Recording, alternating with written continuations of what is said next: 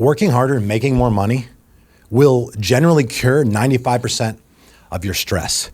All right, working harder and making more money will eradicate 95% of your stress. Now, some people like to say things like, well, money doesn't buy happiness. That's what some people like to say. That may or may not be true. And while money may not buy happiness, let's just take a second and think about some things that it does buy. Okay, it can buy a better home for you and your family. It can pay off your parents' mortgage. It can fund an emergency surgery for a sick kid. It can buy amazing gifts for your favorite people or an amazing vacation with your family.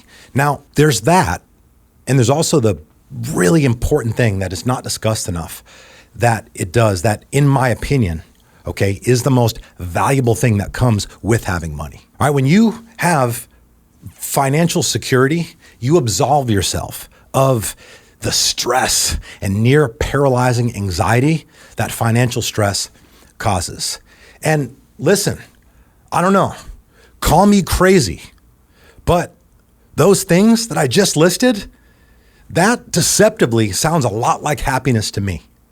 All right, look, making money is a byproduct of value. So if you're making a lot of money, it's usually indicative of the fact that you are bringing value to the world. Unless, of course, you were a drug dealer like myself, in which case that does not apply. But the exception does not disprove the rule, because 100% of the time, if you are bringing value and contributing value, you will make more money. That is how it works. And I want to talk about this, guys. I want to give you, okay, the blueprint, the how to make more money for dummies guide in about a 5-minute segment. All right, because we have a lot to talk about today, and I want to make sure I cram it in there. I realize in a 2024 climate, attention spans are at an all-time minimum, but this is some good shit. So my advice is to lock in, and you probably are going to want to watch it again. The first way, obviously, we already discussed. All right, get in better shape, because when you're in better shape, you're going to have more energy, which is going to allow you to be more productive. You're going to have better mental health, which means you're going to be in a better mood, which means you're going to cognitively be in a better place to execute tasks, bring value, and just be a more productive, contributing asset to whatever organization you're currently with. All right, so you're going to do that, and you're going to now start becoming exceptional at what you do. Because it's shocking, you've been doing what you've been doing for as long as you've been doing it, and you've made no progress. How is it that you can show up to work every single day for as long as you've been doing it and not get any better at your job? Now, some of you might think, oh, I've gotten better. Okay, really? So why are you in the exact same position that you were years ago? Why have you not moved up? Some people might come up with the excuses that, oh, my boss, the economy, no, it's none of those things. It's because you have not contributed enough value. So we're going to fucking fix that. And you're going to become exceptional at what you do. And again, the way that you're going to do that is you're going to make it intentional, because it's very easy to not make any progress and not get any better when you're not even thinking about it. If you're not conscious about it, it's not fucking happening. If you're not moving up, if you're not getting recognized, if you're not getting raises, okay? If those things aren't happening, then you're not look, you're not getting better, all right? It's just a fucking fact. So let's accept it and move on. Bringing value, solving problems, all right? Taking ownership. This is what companies want to see from team members. Solving problems means you are on offense, right? You stay in an offensive mindset, or you are not only preventing problems before they happen, but when they do happen, you're on that shit. And when that problem is solved, you then come up with a process, train other people to look for whatever happens so it doesn't happen again. That is what a problem solver looks like. Now, I should have said first, before I tell you how you're going to make more money in your current state of employment, let me tell you how it's not going to happen. The way it's not going to happen is you working at the same company for a long time and thinking just because you're present, just because you've been loyal okay, that they're going to reward you with additional compensation. Okay, that is not the world we live in. Yes, you get that little fake, maybe 2% raise that is not even on par with inflation, but kind of deceives you into believing you're making progress when you're really not. But the reality of it is those incremental pay raises that you have gotten from your employer, they do not impact your lifestyle in the slightest, which means they don't fucking matter. So do not think that just because you're loyal, which is what you're supposed to do, that's like, I mean, look, for me, that's like the minimum standard. Loyalty is what you're supposed to do. Don't expect to get pats on the back or rewards for being loyal. That is what the fuck you are supposed to do. It's not going to happen you just being in the same environment for a long time. You have to get better. You have to take on more responsibility. Again, you have to get really good at what you do and then start learning other things in the company now so eventually you can move up. All right, your mindset should be to make your boss's job like effortless. Make their job so fucking easy. And the way that you do that is by learning what they do. Learn what they do, take things off their plate. So then when it's time for your boss to be reviewed to get a promotion, you are already trained up and you're ready to take that role. That is the, man, it's so annoying to me why so many people just can't seem to understand why they're not advancing. It's like, dude, you barely try. You don't care, certainly. Like getting you to show up on time. If you're on time for work, you think that like you deserve a fucking medal. It's embarrassing. You guys don't think like this. And the reality of it is it needs to fucking change. You have to look at, when it's all said and done, guys, you will have spent 1/3 of your lifetime at work. All right, so being that you're spending 33.3% of your life at work, like you might as well not suck at whatever it is that you're doing. You would have, in fact, sucked for 33% of your lifetime if you're just doing what most people do and just kind of show up, do the bare minimum, right? Just do a little more than what's required to not get in trouble, hide in the fucking middle, right? You know, just fucking around on social media all day. People come around, you start smashing your keyboard, pretending like you're working. You're not fooling anybody. If you're not advancing, okay, that is the punishment in and of itself. So we're going to focus on solving problems and being in a more offensive mindset. We're going to treat the company like it's our own. Now, some people hear that and they would think to themselves, well, it's not mine. What do I care? It's not. And listen, people that think like that, I encourage you to continue thinking like that. I would just remind you that to this point, that way of thinking, okay, that ideology, it has not served you. But the reality of it is we need people like you. Okay, we need people like you working the fast food drive-thrus, mopping our floors. So continue to have that mindset because people like you are actually very, very important in society. Now that we're adopting a new mindset, making more money, and just feeling a little better about ourselves because we are making measurable progress within our career. Again, 1/3 of our life is spent at work. Might as well be fucking good at it. Okay, now that we're making more money and have a little more breathing room, we have to make sure that we are not being a financially irresponsible dickhead.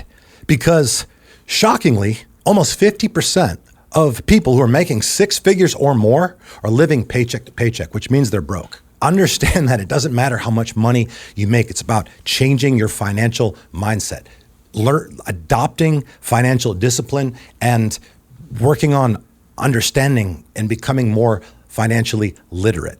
So it's very important, regardless of how much you're making, independent of where you're currently at in life, it's very important that you are spending less than what you make. This probably seems like common sense, but if you are constantly broke, if you're constantly stressed out when that time a month comes and you have multiple bills coming out at once, like you're not doing this, okay? A lot of people seeing this, unfortunately, you guys probably have no idea what your monthly expenses are. You have no idea. You don't look at your money. You don't pay attention to your money. You don't care about money. I know you'll say you do, of course. You'll say you care about money, but the reality of it is you're never talking about money. You're never trying to improve your financial literacy. When you think about money, the only times you actually think about money is when you're stressed the fuck out about it. So guys, where we direct our attention is what's going to improve and what's going to grow.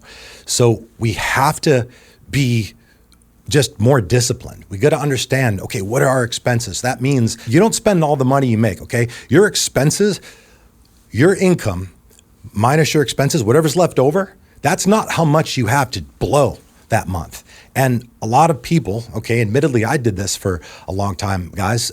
You carry around that first job mentality. I got my first job at 14 years old. And I remember when I'd get that paycheck on a Friday, I knew in my mind, or this is the way that I thought at the time, that I had, my check was $71. I had precisely $71 to spend between then and the next Friday. And most people, unfortunately, carry that mentality with them their entire life. They get a compensation bumper, they get a new job that offers a higher salary, and they just almost in real time increase their monthly expenses. And that is not how you're going to achieve financial freedom, guys, because it doesn't matter how much money you make at work. Okay, nobody has ever saved their way to financial freedom. Okay, if you want to become a millionaire, which I hope that you do, okay, because $1 million is not even that, it's not as much money as people think. Once you get to that threshold, you start to understand that that's actually not that much, but it's certainly a good goal for anybody to have and expand upon. Just to put into perspective, okay, and validate how, I mean, it's literally impossible to save your way to financial freedom if you are not, making high 6-figure, 7-figure salaries. But if you saved $650 a month, okay, it would take you 128 years to become a millionaire. Now, by investing $650 a month, you'd be a millionaire in roughly 27 years. Okay, so that really kind of puts into perspective the importance of investing. Guys, you have to spend less than what you are making and invest the difference. A good rule of thumb, 10 is good, 15% is better, 20% and above is legendary. But it has to start at some point. So, if for whatever reason you think that you can't swing 10, 15, or 20% right now, and if you're not investing at all, then there's no way you'd consider 15 or 20. But I urge you to make yourself a little uncomfortable and get in the game at 10. But if you feel like you can't, just do something, okay? Because something is better than nothing. You got to get in the game, guys, and you got to start learning about how money actually works. Now, a lot of people's resistance to this, I've talked about this at length, but I want to continue to just fucking beat the message in people's heads because so many people are broke, and it's just annoying to me. It's annoying to me to see so many fucking people struggling. It's not that fucking hard not to be broke, but it's impossible if you don't draw a line in the fucking sand and raise your standards and just say, this is no longer what, I'm not going to tolerate this shit anymore. I'm fucking done.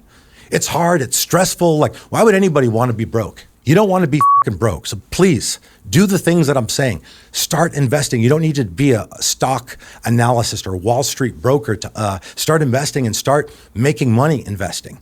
You have to start putting money away, automate the shit every week, invest it. If you don't understand stocks, which again, if you're listening to this, you obviously do not. I don't recommend beginners get in a cryptocurrency, by the way. Some of you might have heard me talk about crypto over the years, and I personally love crypto. I'm a huge advocate for crypto. I think crypto is I think it is changing the world and is going to continue to, but I do not recommend crypto to beginners because the volatility is, it's just too much for a normie to absorb. Crypto, I've been in crypto since 2017, and there's been some high highs and low lows. And like most people just don't have the stomach for it. They just don't. Look, what do you want me to tell you? I personally believe in it, and I have made a lot of money in it. The thing about crypto is when you're investing in crypto, you'll look at your balance, right? And like this last week, my balance went up by 7 figures. After Trump got elected, the shit shot up. Now, I've seen it lose, maybe not that much before, but I've had swings of $500,000 to $750,000 in a single day. Now, if you just look, let's say you have $100 in a crypto account, and then you see it go to $50. This is where most people fuck up. They pull out, like, oh no, I just got to retrieve the money. And that's just so stupid. That's so fucking stupid because you don't lose until you quit the game. The thing about crypto, it's a completely different game. If you're looking at your bank account, right? You see your bank account has however much money in it. Okay, let's just use round numbers. Let's say you have $1,000 in there. If for whatever reason your bank account the next day said $500, okay, it's because you had $500 come out for some bill, something happened, whatever. You know that's not coming back. So that's how your brain is programmed around money. But with crypto, it's extremely volatile. But if you have discipline, which again, that's the underlying thesis of most of these tenants. If you have self-discipline, you understand that this is a long game. You're patient, you trust the process, and you let it happen. So I don't recommend beginners invest in crypto, but I do recommend people invest in cryptos. Take what you will out of that. The only disclaimer I'd throw out there is don't invest money, whether it's in crypto or in the market or anything else, that you need to pay bills. That's not what we're doing here. We're looking for a long-term commitment. We're going to put the money away. We're going to put the money away. We're going to automate it so we don't even see it. We don't have to think about it. Okay. And we're going to not look at it for a little while. And eventually that money is going to start making money in the form of compound interest. If you don't know what to invest in, and this is a common resistance point, besides I don't make enough or I don't have enough, whatever, that's bullshit. If you can't invest when you're making $30K a year, you will not invest when you're making $300K. I assure you of that. But if you don't understand investments, you don't understand stocks, all good, okay? Regardless if you understood them or not, okay? The S&P 500 or any low-cost index fund version of the S&P 500, it's fail-safe. Short of the world ending, okay? And if that happens, we have much bigger problems. The S&P 500 is fail-safe. Now, if you're looking for something that is very low risk, okay, something that has consistently over the last 70 years produce an on average 10 to 11% return, something that you don't have to know a fucking thing about to get in the game and start making money from the S&P 500 is where you want to be. I have significant holdings in the S&P 500, but I will tell you guys, the first $1 million that I made investing, you guessed it, was through the S&P 500. I automated investments. It would happen every week. As God is my witness, right here, right now, there is 3 years that went by. And I'm not saying do this. I was kind of an idiot, to be honest with you. But 3 years went by where I did not personally open my Fidelity account and check my balance. Now, people who invest and hear this are going to think that they're going to find that very difficult to believe. The thing is, though, I used to have terrible financial habits. I had terrible financial habits, very low financial literacy. So I didn't look at it because at the time, I didn't have a very positive association with money. So looking at it was almost stressful. So I just kind of forgot about it, was working on growing my company and consistently making those weekly investments, the dollar cost average weekly investments. And then I opened it one day and there was $1.1 million in there. And I was like, holy shit, this stuff really works. So get really good at what you do, bring value, solve problems. All right, don't be an idiot. Don't be a fucking idiot. Don't have a tumultuous relationship with your boss and then sit back and think that the reason you're not advancing is because your boss has it out for you. No, okay? If you have a shitty relationship with your boss, guess whose responsibility it is to fix that? You. So do it. Most irresponsible thing anybody who's looking to elevate their current position and advance their current position at their job could do is have a negative relationship with your superiors. It is absolutely it's irresponsible, it's fucking dumb, and it's egotistical. It shows that you are an egotistical douchebag. Don't be a douchebag. All right, play the game. Be the bigger person. Don't tolerate disrespect, but be the bigger person.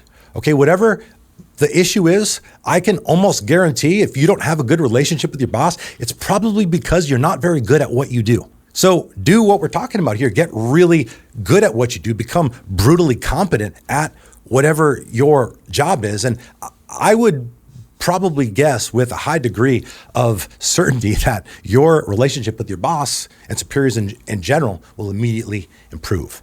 All right. And then, of course, we're going to spend less than what we were making. We're going to invest the difference. We're going to automate it and forget about it.